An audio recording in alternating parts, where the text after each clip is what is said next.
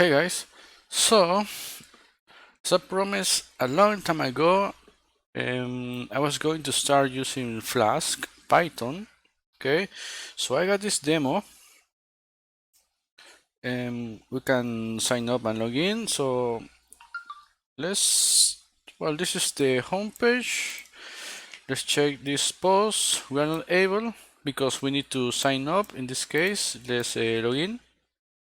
Okay, I need to scroll down to see this. This is a bad design, but fuck it. So 1, 2, 3, 4, 5, 6. This is the password. Let's log in.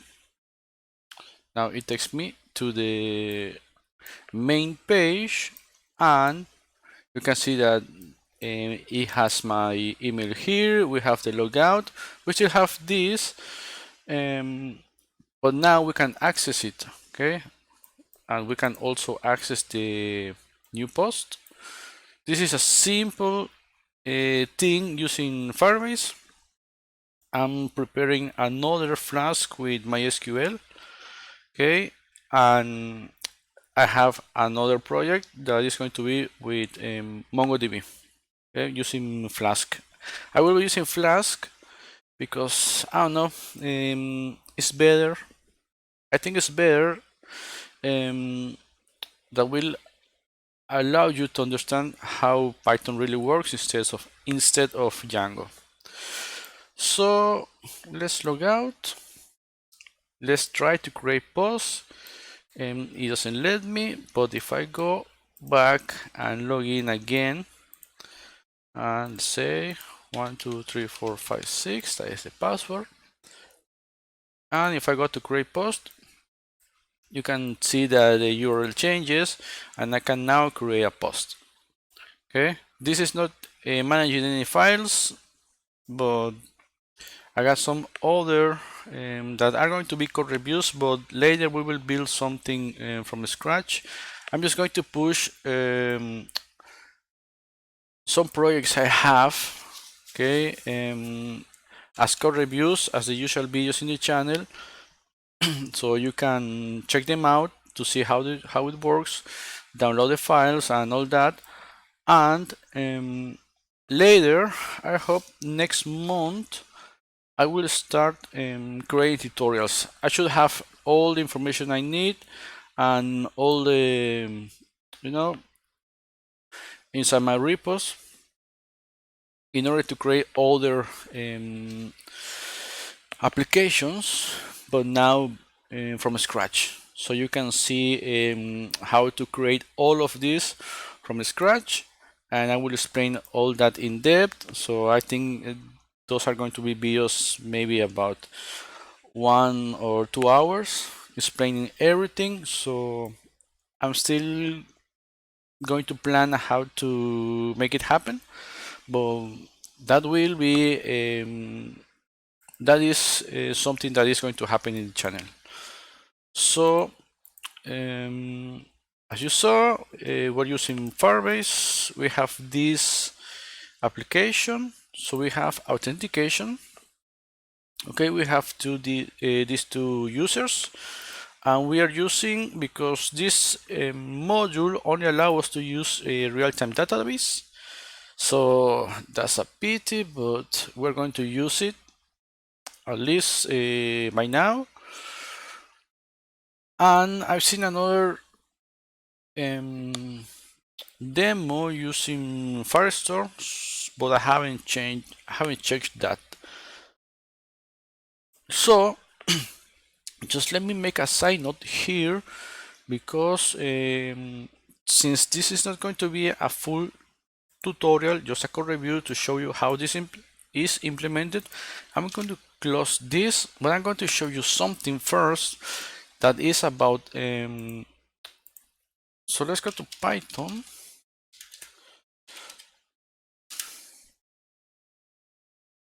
Welcome to Python, and you need to download Python, in this case for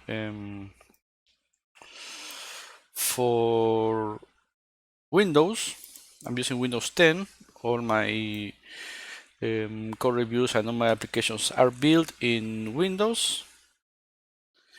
Okay, download for Windows, Python 3.7.4. Okay, you will need to download that. Here in the downloads, click download that and install it. You use a regular MSI, Microsoft installation. Okay, and you're going to be able to use the next commands. So I have this little window here where I'm going to show you something. So let's open Git Bash. After you install Python, this is just a to show you.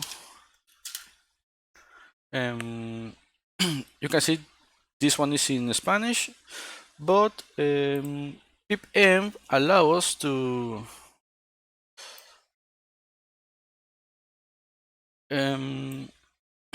have all our packages. Okay, so well, you just need to run. We don't have it here. Okay, let's run this to install.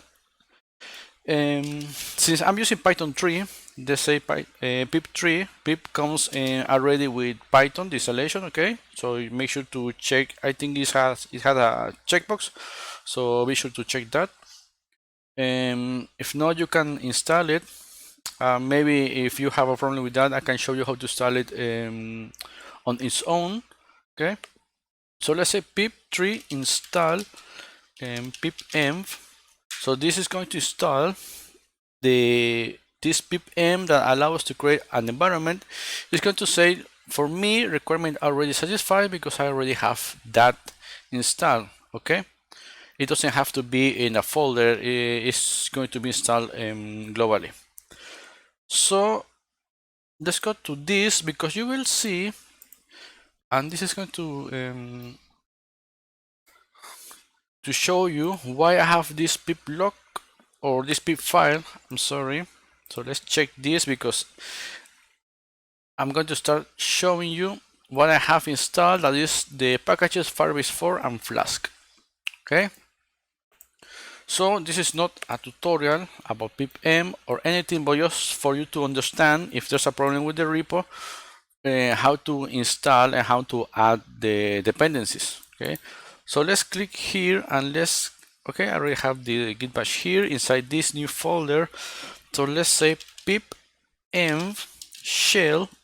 Okay, this is going to create the virtual environment for this project inside this folder. Okay, just wait a second. If it takes longer, I will code it. If not, I'm just going to leave it. So you can see how it works. It's creating the pip file, and after that we're going to create our app.py. So it shouldn't take that long, but let's wait. I'm guessing I'm going to cut this, so in case I don't find anything. Okay, you can see the version, the Python version.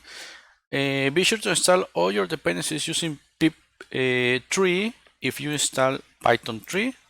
Okay, be sure to use pip3 and not the regular pip. Okay, so all your commands should be using pip3 instead of pip only. Okay, that will ensure, okay, we already have this one, that will ensure that all your dependencies are running in the correct environment and using the correct Python version. Okay, after that you will get used to that. We will create I will create full tutorials about this, so don't worry about it. So now we have this pipenv. Let me move this one. We have this pip file, and we can add or app.py. App.py needs to be the name of the file, so you need this one in order to start your application. And let's actually come here. So how you would install your dependencies. Okay, you will install it inside the environment using pipenv. We already have the virtual environment created, okay, and we already are in this kind of shell, you know, in this kind of sandbox.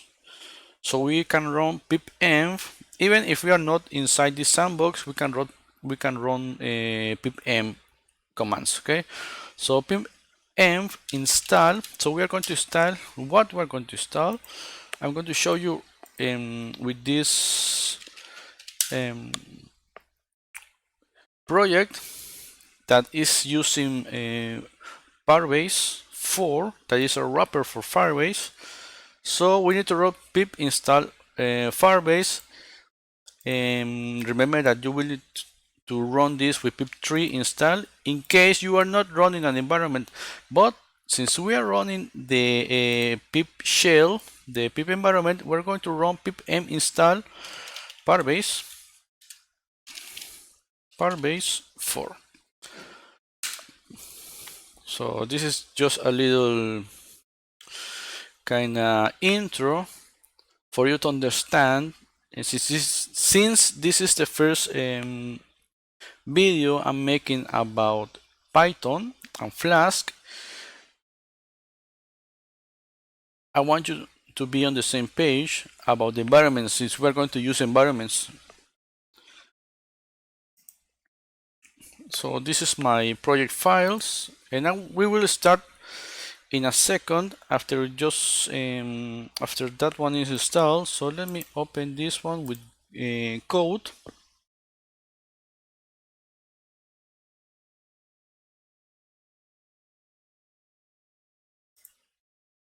This could take a little longer depending on your system and your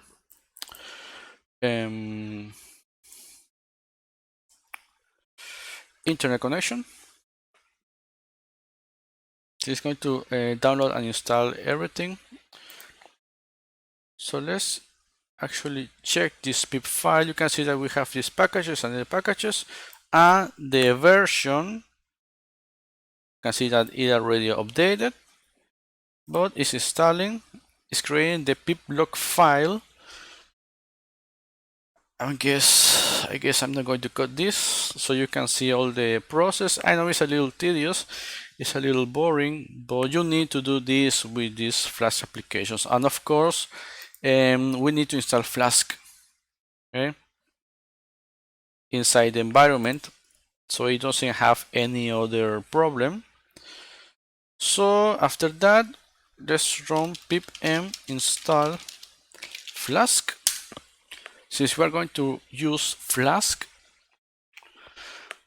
and just for that to update, and those are the dependencies I have added inside my pip file inside this application. Okay, so I'm going to keep that one open. This one is okay. We already know. Let's log in because I'm not going to change anything. Okay, because forgot that I closed that one.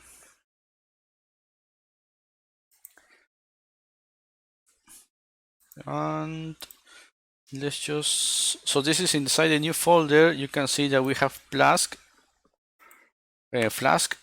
I mean, and it's done. So in order to close the environment, pipenv, no, sorry, just run exit and it closes that. We can close this and we can restart our application, but let me start it from the beginning. Let's click exit. Okay, and I know this is a little bit more. So we have this already. You can create now your application however you want, but you will see now how this Flask demo is structured. So let me close that. Let me open this. So right now this is not running. The environment is not running. So let's run pipenv shell. Is going to launch the subshell in a virtual environment, and now we can run Flask run in order to start the Flask application. Okay,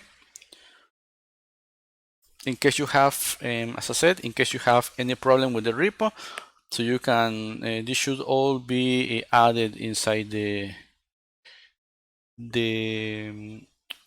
GitHub, the repo. So let me actually close this, because no, let's check that later. So let's run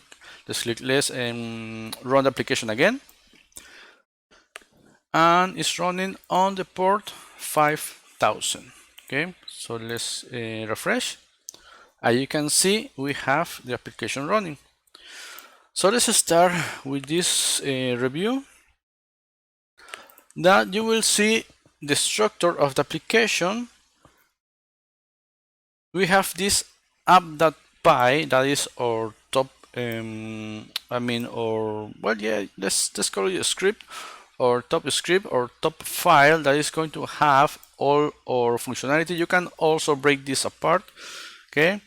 But I'm not that good with Python, so I haven't checked all that, and we will be growing with Python together, I guess. So let me explain.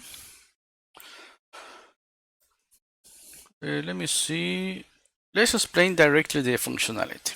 Okay, this is not for beginners, but people that already understand how Python works and want to start creating some applications. Okay, so since we need Firebase and we already have Pyrebase4 installed, okay, let me close all this crap.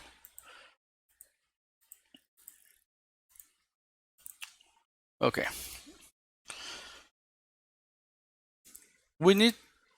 you create application as usual in Firebase. If you have seen any of my other videos when I explain this, but in this case you will need to add everything as strings, surrounded with, or wrapped with double quotes or single quotes, because a regular JavaScript object will not work in this case. Okay, we are using Python, so we need to use these double quotes for the name, for the key, and for the value. Okay, so you can see how we are importing our modules. We're importing Pyrebase from Pyrebase, okay, but we can also use from and import, or we can only use in this import way. Okay, so we're importing the system and we're importing the OS. You will see why we need this, and the wraps. You will see how this works and how this is implemented. Okay, so let me close the templates, the assets, and the static. So we have here our Firebase configuration that is for this application. Okay, so in order to initialize Firebase, we need to run Firebase initialize app.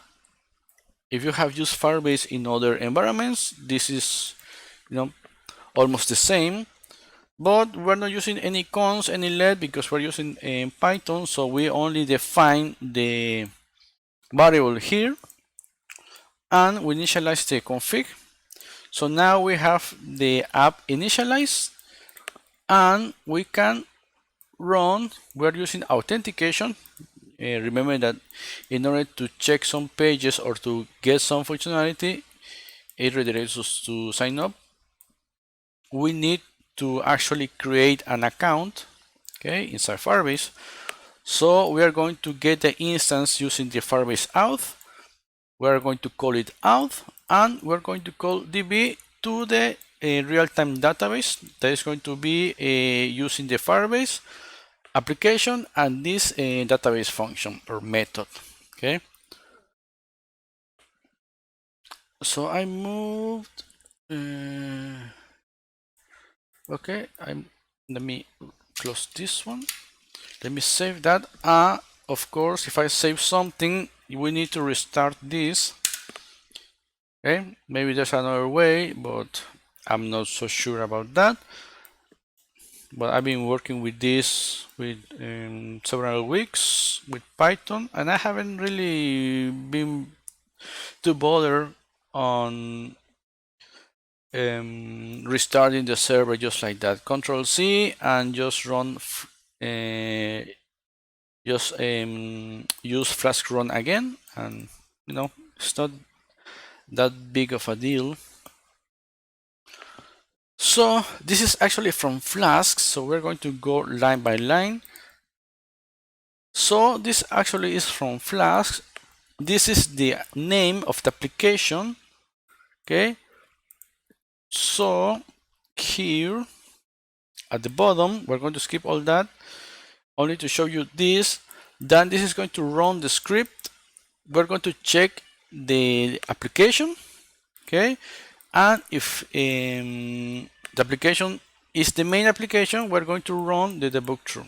Okay, I'm not that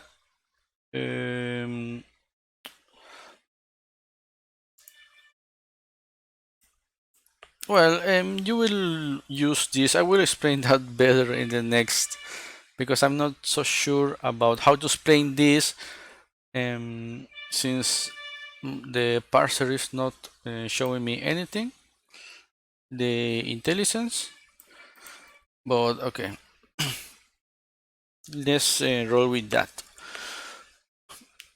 So since we're going to use sessions, we're going to import session from Flask. You can see we're importing the templates because we need to render the views.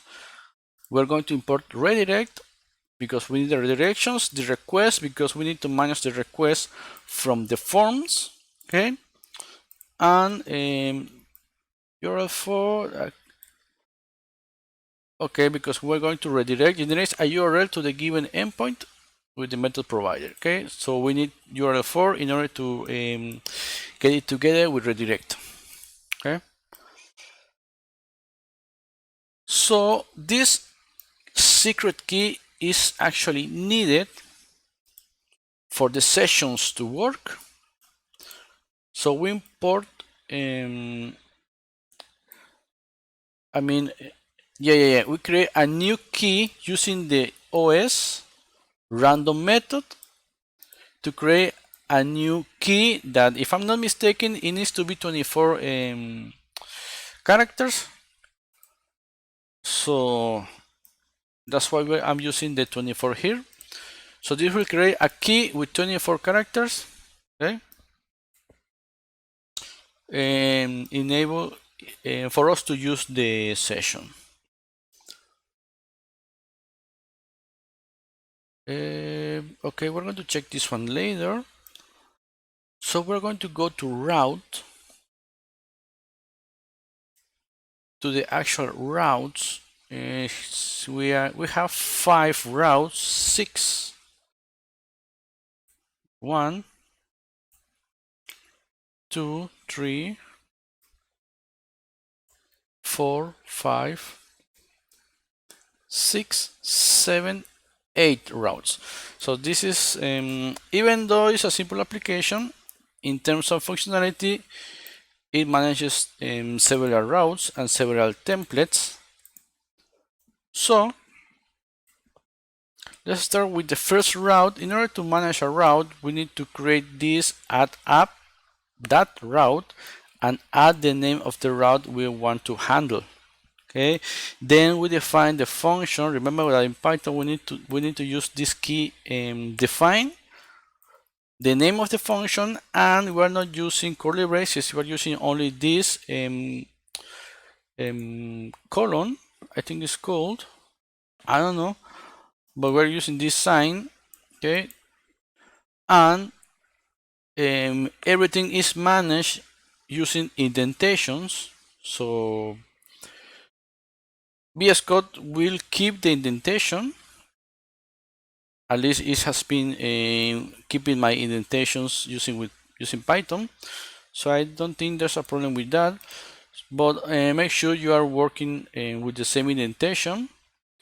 So for instance, the define index, the function define index, the function index has all this inside, and the if statement has this inside.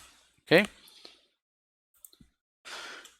So we're going to get the posts using the db child and the name of the database, that is posts, and we're going to run get inside Pyrebase4. You will see how this works. How this let's go to Pyrebase4. They have the documentation. Okay, how to use out, how to sign in with email and password, and all that. So take a look at that. But we're going to also check it here because we're using the same functionality. So I'm going to skip these consoles.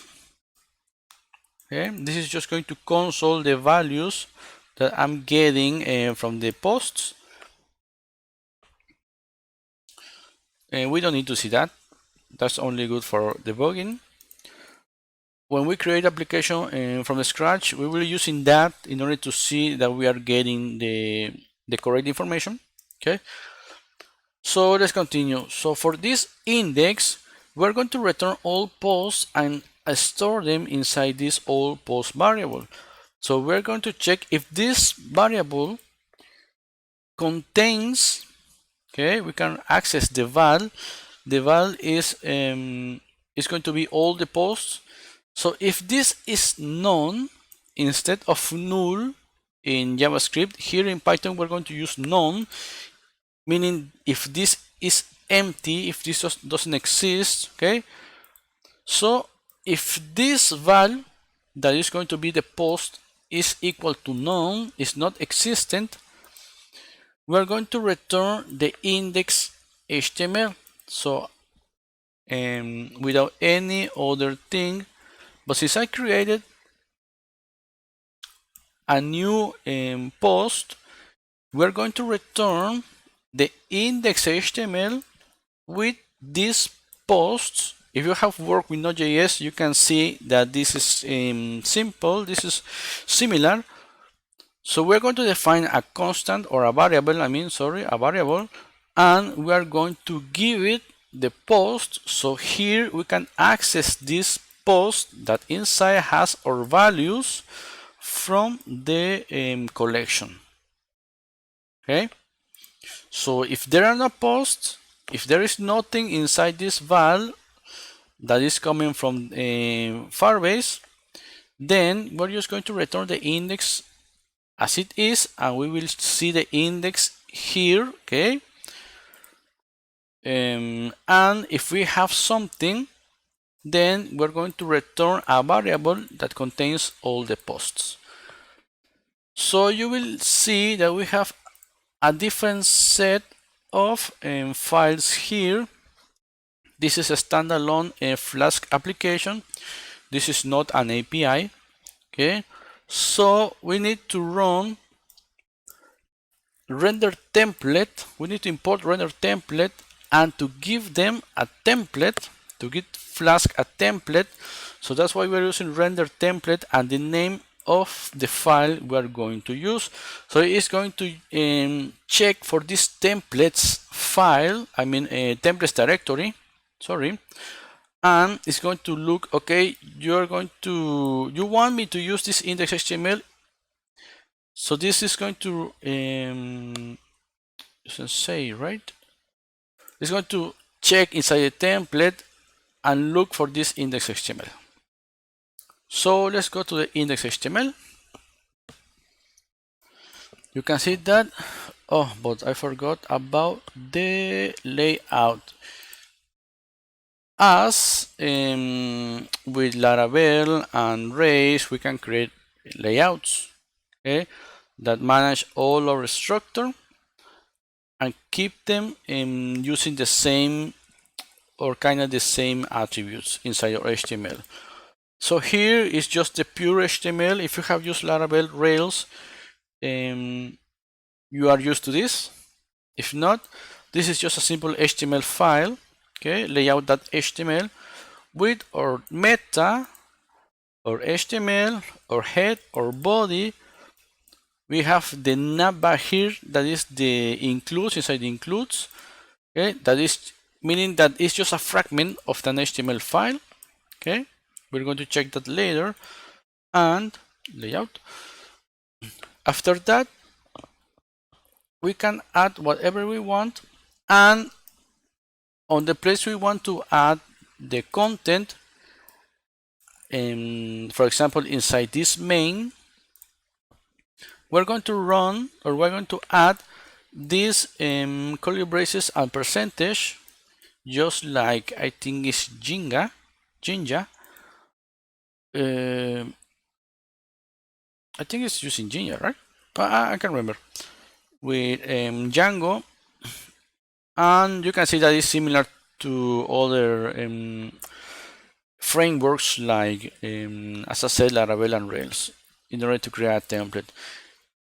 You create this block called content, and you finish or you end that block. So everything inside these two parts is going to be the content, okay? So let's actually, no, because we're going to take a look at this one when we check the validations. So now we can check the index, so you can see that we surround our what we want to have, or fragments of HTML inside this extends, and you need to tell him what it needs to take a look in order to extend. Okay, so since we have this layout HTML, we're going to extend that, and we are going to use the block content. You can see here, it ends there. And inside this block content, we're going to add our fragment of HTML. Could be sections, articles, whatever you want.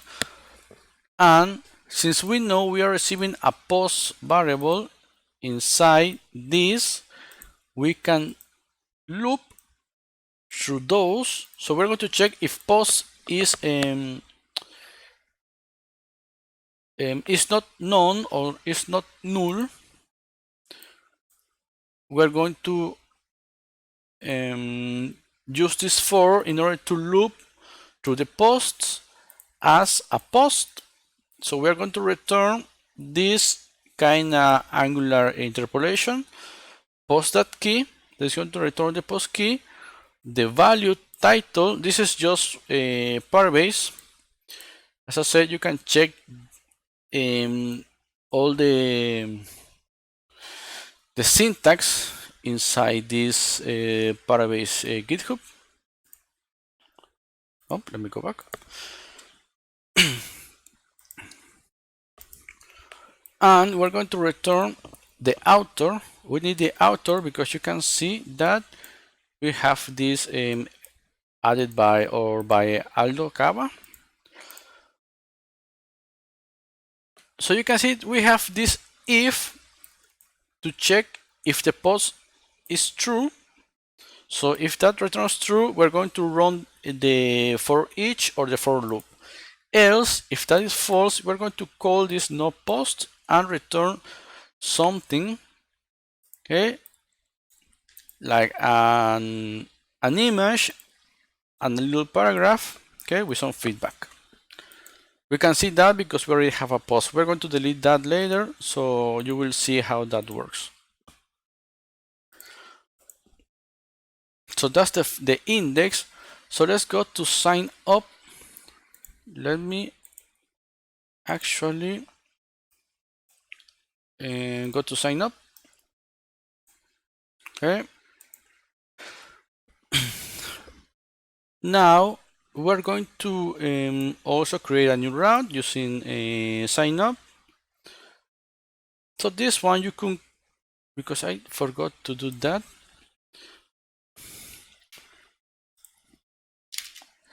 We are not getting a post. We're only let's keep that. It's working. So let me keep that, because I will need to check if that is a get, and you are going to be able to do that after we finish this. So we create this sign up route, and we create these methods array. These are the methods we are going to allow, okay, inside this route. So this route can get two methods, the get and the post. So we're going to check if the method is post, meaning that I'm going to submit this one. Let's not submit that. Let's wait. I'm going to show you that with the login. So meaning that if the request, remember the request was imported from Flask, if the request is a post request, so we need to get a request from the form data. This is how we're going to handle it. We're going to get the form property inside the request and the name of the input. So let's go to sign up, and you can see we have also the content and extends the layout. And we're going to add the method post here and the actions. This is a standalone application. So this sign up is actually going to hit this route, okay? You can see that we have the name, email, and the name password. If you are used to work with PHP, Laravel, you know you need to pass the name to check if it's set or something like that, and you will receive that. Also inside Node, I think it's the same. So it's just the same, but in this case we need to handle the request and get the form property inside that request, and it's going to have our two inputs, the email and the password. We need to use the name attribute, okay? So we're going to run this try catch, okay? So we're going to try here to create the user. So this is from Pyrebase. We're going to run out that create user with email and password. We pass the email and password that are coming from these two variables. We need to log in the user right away. So we log in the user, creating this user instance and this out to sign in with email and password. That's a Pyrebase function in order to sign in. So to create, we use create, and to sign in, we use sign in. Okay. Since we need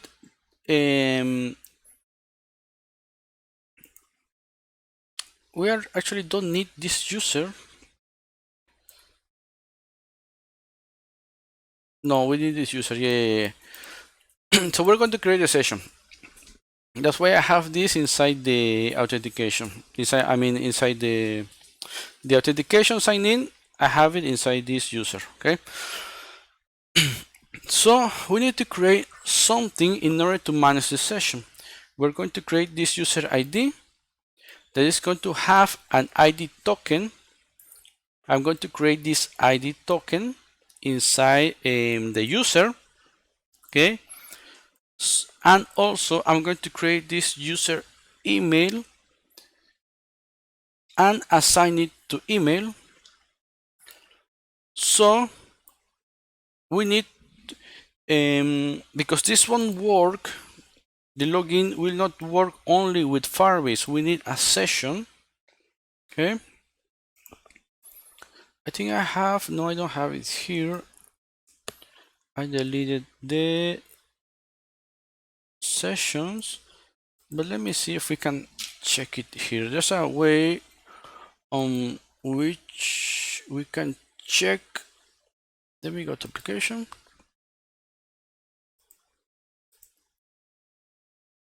Session storage. I'm not sure it's going to be, but as far as I remember, I can't remember if I was able to see the. I think I was kind of blind here. Just follow some Stack Overflow, like several Stack Overflow posts in order to get this right. So what I'm using here is this user to create an instance inside our session. So we create this session and the name of the value we want to add inside the session. We give the user ID. Okay. Yep. So the session is going to have also an email because we want to display the email here. So it's going to be this user email. So we cannot access the user from Pyrebase at this moment, and after that we're going to redirect. So if we sign in, we create another account. We're going to be creating another user, logging that user and creating the session with the ID token that is coming from Firebase or Pyrebase. Okay, so let me see if we can get that right using the login. 1 2 3 4 5 6 login. I'm not sure if I can get that. So I don't think we're going to be able to get that. It's not even in the index. So this is kind of being managed inside this own application. So at this point, if we create a user, we have a session with a user ID inside this user property and with the user email inside this email property. So this is where we are adding the properties, okay, that we want to use, because there's no way we can use them in this case with Pyrebase. If that runs wrong, if there's a problem with that, we're going to render again the login HTML with a message. This email is already taken. Try another one. Okay. I think I have that implemented. Okay. If message, we're going to run the message. So meaning that if this goes wrong, we're just going to say, okay, let me log out and let me sign up. I know that mine is already taken. 1 2 3 4 5 6. So this should return a message. Okay, the email is already taken. Try another one, please. So that is how it works, how this message works. We can access that inside our template. But if everything runs right, we're just going to redirect the user to the root of our application. Okay, so he can manage his way to do whatever he wants. So that is the sign up. So let's go to the logout. In this, yeah, this is the sign up. It's already taken. And let's go to the login. That is essentially the same. We're going to create this route called login. We're going to allow two methods, one get and one post. Oh, forgot to tell you that. So if the request is post, it's going to run all this crap. Okay. Then if the request is get, it's going to just render the sign up. So that's why when we click the sign up is going to return, okay, the get sign up and only render the sign up HTML. Okay, in case we submit the form, it's going to run this post request. So this is the same in case we run the login. We click login here. We manage the get request. That's the first thing that is being sent, the get request. And if we add our credentials and submit the form, this is what is going to happen. We're going to create two variables again, one coming from the email and the other one coming from the form password. So remember, these two are coming from these names, okay? And we're going to try to sign in the user. Since the user already has an account at this point, we're going to run the same. We're going to set the session. So the user ID is going to be the user ID token that is responding or that we have inside Firebase. Okay, so this is actually coming from Pyrebase. We create this user email that is going to be the email that we have here to display it.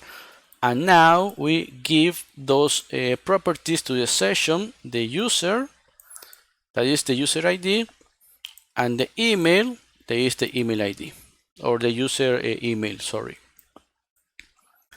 If that is okay, if there is not a problem here, we're going to redirect the user to the main.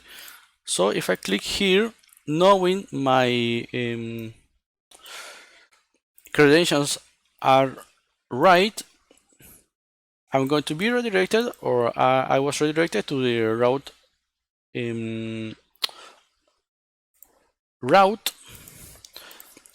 If not, we're going to just say wrong credentials. Okay, we're going to re-render or render again the template, the login HTML, passing a message that is going to say wrong credentials. So if I make a mistake adding my credentials, it's just going to run render and add the wrong credentials message. As I said, the first request is the get request, and we're going to render the template login. Okay. As you can see, we don't have the login here anymore, but it's or the sign up. Those two got replaced by the logout. So we're going to check that in a second. So let's go to logout. So this is the logout.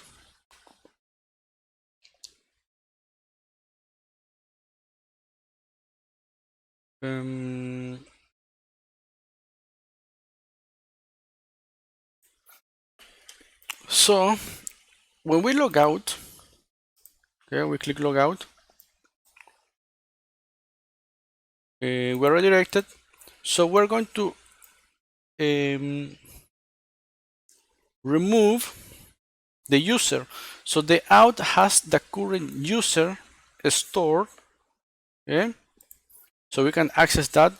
But why I was getting, or why I was using, or why I am using the not the current user to check, to receive the email and things like that, because we cannot use that inside the template. That's why we need this session.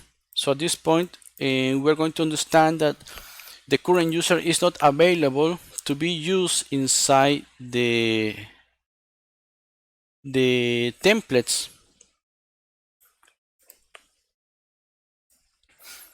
but is here available for us to log out the user. So when we use the current user and we set it to none, we are logging out the user.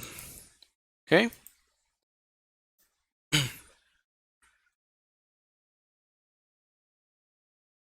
You can see they're getting the ID token. You can also refresh token. Okay. You can also delete the account. So you can do some things. Send email verification, okay, to the user token. This user token is coming from Pyrebase, okay.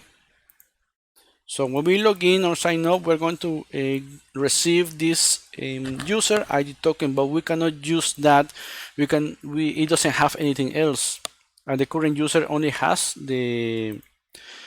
I think that user that only has the token. That's why we need, in order to display some other information, we need to create a session, and inside that session give them whatever we want to display. So that's the way we're going to use Angular authentication inside Flask. So now we use this current user that I don't think they have it here. Current user, no, they don't have it here. So that's why it took me a while to check that. So if you don't understand this, as I said before, we're going to create a tutorial, a simple tutorial managing different parts of the application so you can understand in depth how to use them. Also, there are two ways to delete or to remove the session. First, to remove or to actually set those two to empty strings, okay, the user and the email, because in order to delete the session, we need to set the session to null, okay. So at this point, if we log out and if we don't add the session clear or these two, we're going to only log out the user, but the session will still be enabled, okay. So we actually have this option to set to empty strings the user and email, to tell Flask that I log out, that we don't want to display again or to keep displaying this email, and to have the session because the session is still working. So we can also use that. This is the best way to use session clear, and that will clear all the sessions, okay, and remove the session, and at that point the user is going to be fully logged out with Pyrebase and with the sessions, okay. So this is just a function. Let me go to the nav. So we use this route, so you can see the changes. We can now check why this is changing, because we already know that the session has a user and the session has the email, okay. So we cannot use current user here because it's not available coming from the out, okay. We cannot use that here because it's not available. We need the session in order to maintain or to display some features. So this is the second UL that has the links. So if the session doesn't have this user, we're going to show the sign up and login. This is what it's telling, if not session user, okay. So if the session doesn't have the sign in, the user, we're going to show sign in and login. That's why the user inside a session now is populated. So we display the logout, as we are saying here. If the session has the user populated, then we are going to return this logout link that is going to allow us to log out from the application or for the session. And since we need the email to make it a little more, to see who is authenticated, and also we need it in order to display the name, okay, if I recall correctly. So we're going to check if the session has the email, and we're going to add that email as a list inside the UL, okay. So the if are going to be a closed using an if. So right now, with the sessions we're able, to use or to display this kind of functionality inside the navbar or inside our application in general. So let's continue. The app.py, we're almost there. We're almost there. So let's go to the create. Actually, right now we are only going to, we need only, we have 4 more routes to go, including this one. So remember that we can now create a post. The user is logged in and we can access this create a new post form. So we can create second post. This is a second post. Okay, we click create. We got redirected. It's showing the second post there. You can see that it sent a post request to the create a route. That is this one. So we can take a look at first how the where is it? If I can find it. Is the post? No, this is the single. Okay, great. I'm blind. So we need to add the method post because we're going to send some information to the create route. Okay. We manage or we add the name to these two, the input and the text area, in order to be able to access. Why I have this? Okay, let me save that. And yeah, so we give the text area and the input the names. So if the request method is post, we're going to request the data. Remember that we have inside the request a form property that contains the names or the information coming from the forms. Okay, name title and name content. So we access those using those names inside the form property. So we create the title and content variables, and we create this new post object that we're going to give the name, content, and author. That is the same information we have here, author, content, and title. You can see that we have now the second post we added. So the title is going to be this request from title, and the content is going to be this request from content. So the author, we need a way to only allow the user to have to edit or delete its own posts. So if I log out, log in. I think the other one was username 1 2 3 4 5 6 because I'm that original. We can see that we have the username displayed there. And we can check these ones. Okay. We have this the author and we have the content. Okay. So I'm logged in now with a different account. So let's log out. I'm going to show you the functionality first, and we're going to dive in the code in a second, so you can see the differences inside these two users. So if I go here, you can see that now we have this edit post, and we can edit the post. Before we didn't have that with the username, with the other account, because this is what is going to allow us to manage the user, the session email. Okay, so we give the post an author. Okay, so we can check that later in order to see if this user is able or not to delete or update, edit his own or that post. Okay, so we're going to push the object, the new post to the database. So we have this database. So we need to call the child and give the name of the database, that is this one, posts. And we just keep the object as usual. After that, we're going to redirect, and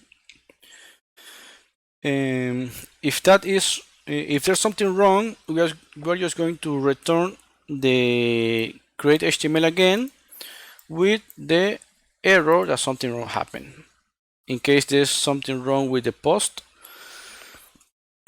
So yeah, excuse me, I'm a little so if we hit the get request, we're just going to return the create HTML. Okay, so you can see this is not that complicated. Now so we already know. Let me go back. Let's check this page. So we have the post ID route. This is how we are going to add a parameter to the URL. Okay, you can see we have it here. So when we click, let's go to main or index. You can see that I have this href that is going to redirect us to the post and the key. That is going to allow us to check this this post. So where am I? Okay. In order to retrieve the post, okay, but first of all, we have this ID. We need to pass the parameter to the function. Okay, remember that. We are telling the route that is going to be using this ID, so we need to pass the function the ID, okay, as the parameter. We're going to check this is authenticated in a little bit. So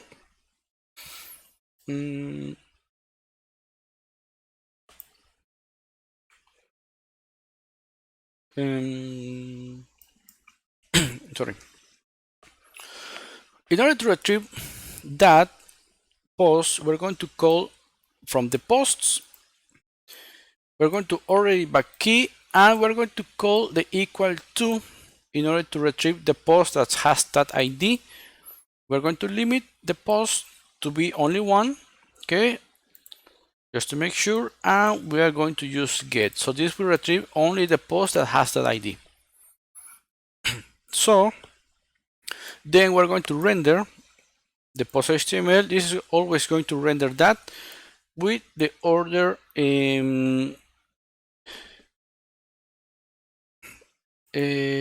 why I call it okay, I call it order directory because that's what we are getting here. So let me actually close this in order to show you Flask run. Let's go back here. Let's click this, and well, it's not displaying. Oh, because it logged me out.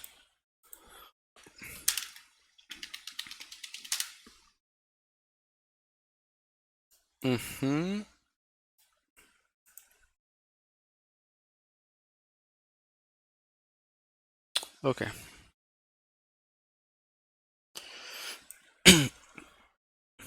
This is the response that we are getting. Okay. This is a special response from Flask, from Pyrebase. Okay. And this is what we are consoling here, the order directory that inside is going to have our information. So let's actually take a look at this data inside the post. So here we're going to check if the post or P is in data, and we're going to check the values, okay, using val, and the properties we want, okay. So if the session user is the same as the user we have, we're going to display the edit passing the key. So because this user is the same that created this post, we can access the edit and we can edit the post. So let's close this, let's go back. Yes, and yeah, that's all for this post ID. So let's check this is authenticated. That is over here. So we need to protect our routes. Okay. The other route that has the is authenticated is the create. Okay.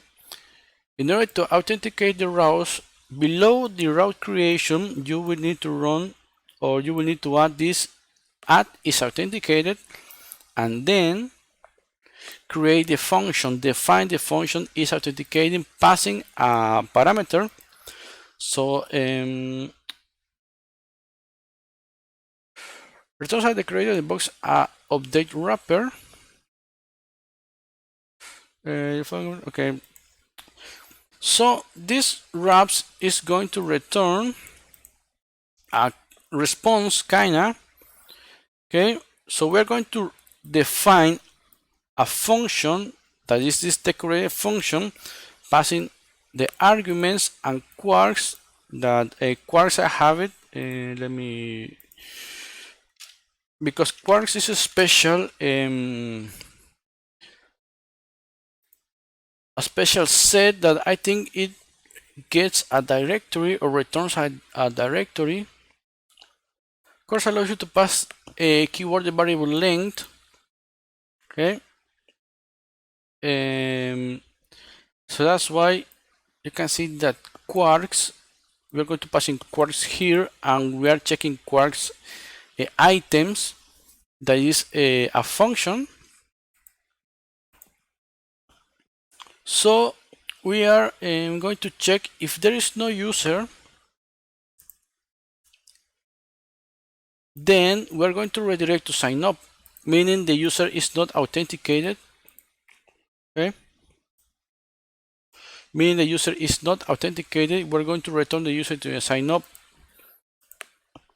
and then we're going to return the same function with the arguments and quarks. Pyrebase, Flask and Python is going to handle that, and we're going to this is all handled by Flask, okay, by Python. But we need to tell them what we need to check, the arguments that it needs to check. So it needs to check if the user is not equal to none, okay, and we're going to tell it what it needs to do. That is, it needs to redirect to the sign up in if the user is not existent. Okay, it's non-existent. So that's why if we log out and if we create a post, it's going to return us to the sign up. Okay, that is the authentication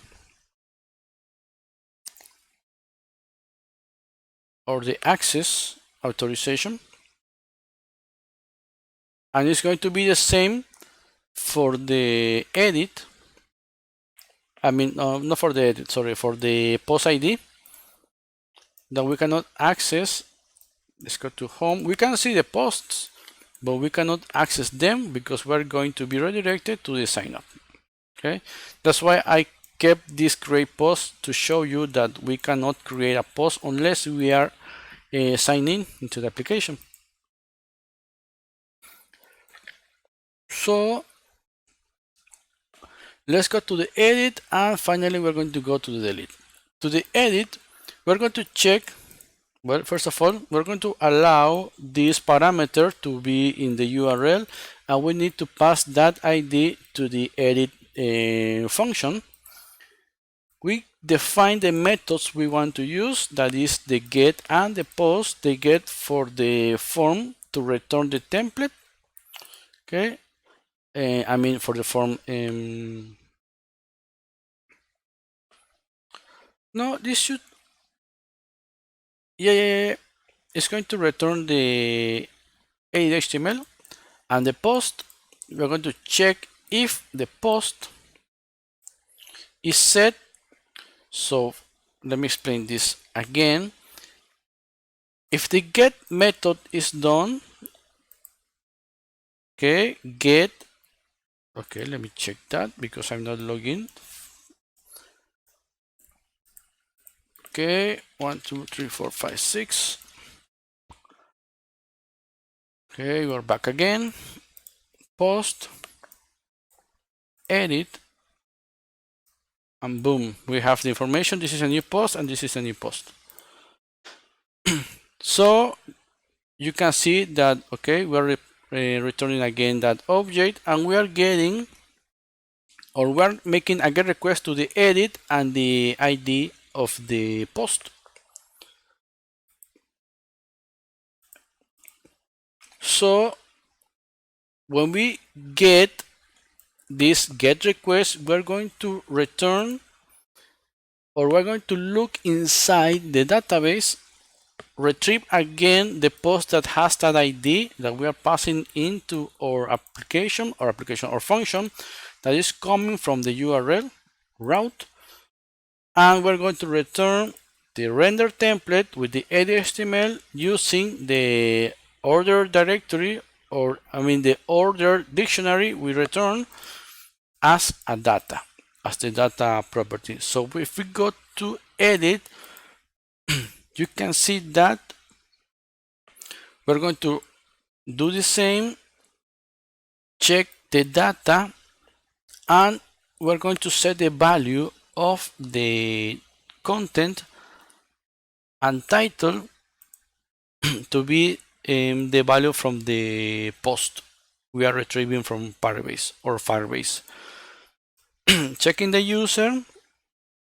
Okay, just in case, in order to show, this is a little more, in case the user has a way to get inside here. If the user is not the same user, we're going to remove the update and the delete the buttons. Okay. In case the user has a way to get here. So yeah, that's it. We're only passing the values that we're retrieving from the posts post that has that ID. So this should work. This is a new post. Let's go to lorem ipsum. Let's just make a simple change about the create or generate. Copy that, come back again, paste that, and update. Okay, you can see that we have the updated version, and here you can see Marius Bultate and a lot of crap. That's the updated version. So that is working. And now that is happening because if the post request is done, we're going to get again the title and content from the form.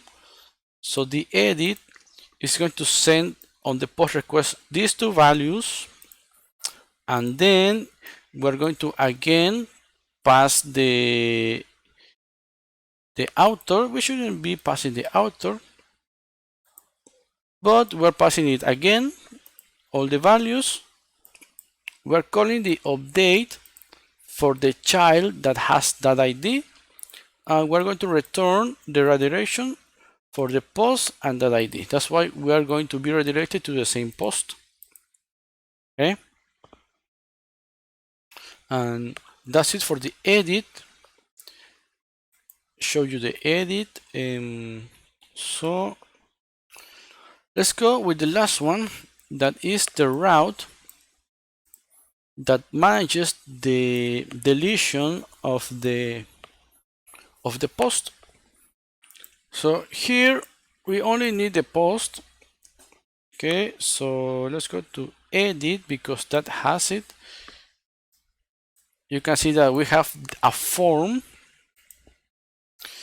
that is going to send a post request to the delete and the ID of that post.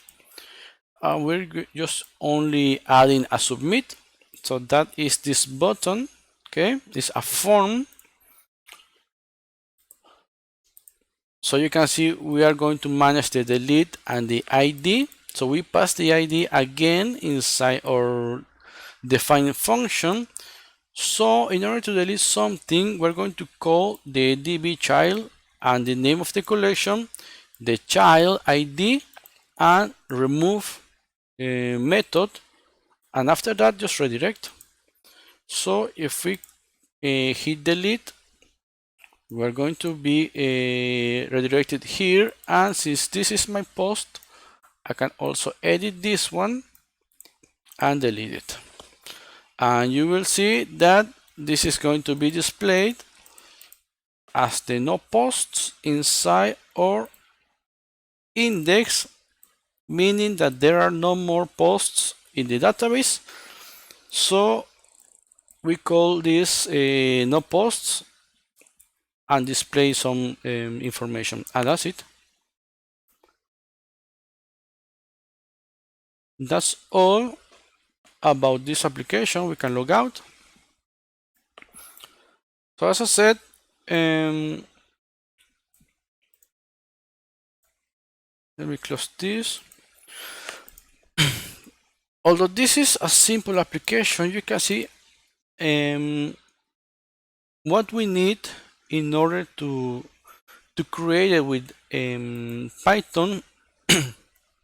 You saw how we created this package, this pip file. We need these templates, and I forgot to tell you something. You might be asking how you are able to add these SVGs and the images and the CSS. We need this static folder.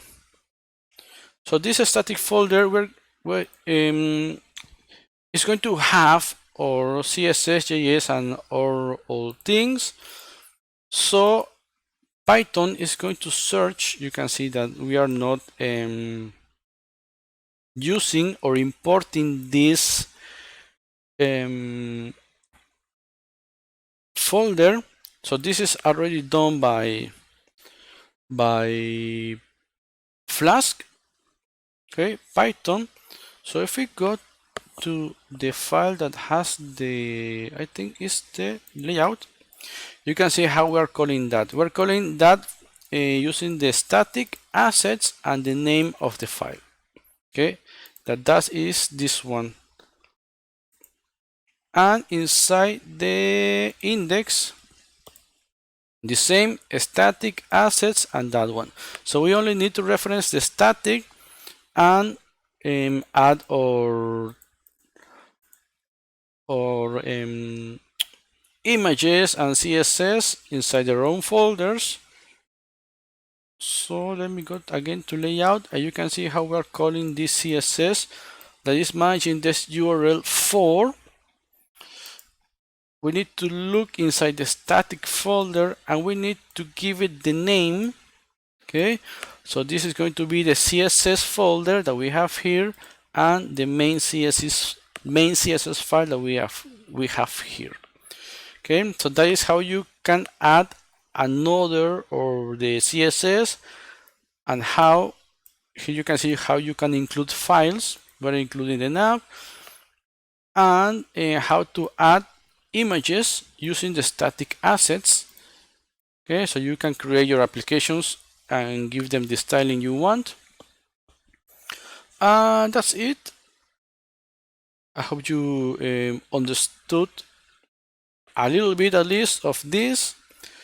As I said, maybe next month I'll start adding. I'm going to push right now, or maybe, yeah, this next weeks I'm going to push another one. I think another 3 or 4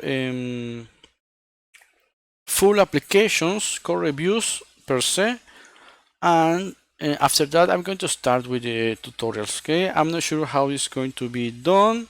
I'm not sure if I'm going to have the time to create the tutorials. You know, things are not going pretty well right now, so I'm not sure. I want to keep the channel alive,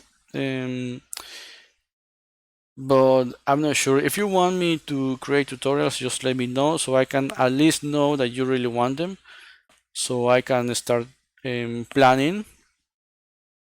And yeah,